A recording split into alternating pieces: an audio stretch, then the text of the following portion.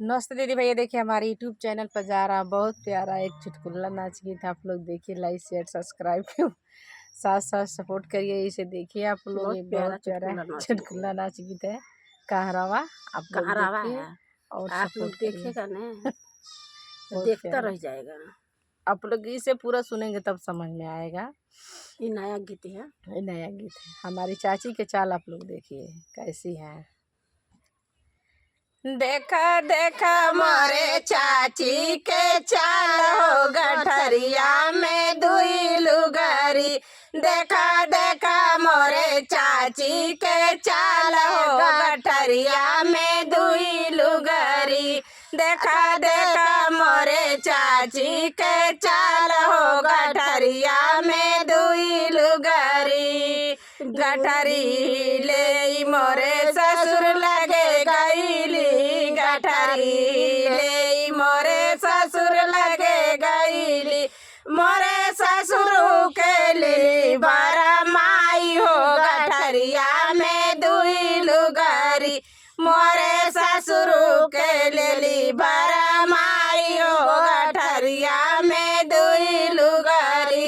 देखा देखा मोरे साची के चाल हो गठरिया में दुई लुगारी। देखा देखा मोरे चाची के चाल हो गठरिया में दुई लुगारी।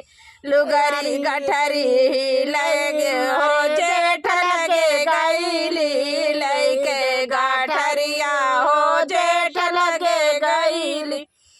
हमारे जेठाऊ के लिली भरा माई हो गठरिया में दुई लुगारी। मोरे जेठाऊ के लिली भरा माई हो गठरिया में दुई लुगारी। देखा देखा मोरे चाची के चाल हो गठरिया में दुई लुगारी। देखा देखा मोरे चाची के चाल हो गठरिया में दुई लुगारी।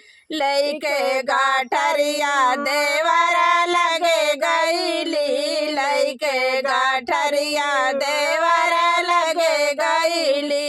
मोरे देवरू के लेली भरा माई हो गठरिया में दुई लुगारी। मोरे देवरू के लेली भरा माई हो गठरिया में दुई लुगारी। मोरे देवरू के लेली भरा माई हो गठरिया में दुई लुगारी। मोरे देवरू के लेली भरा माई हो गठरिया में दुई लुगारी। देखा देखा मोरे चाची के चाल हो गठरिया में दुई लुगारी। देखा देखा मोरे चाची के चाल हो गठरिया में दुई लुगारी। लुगारी ले बालम लगे गईली, लुगारी ले बालम लगे गईली।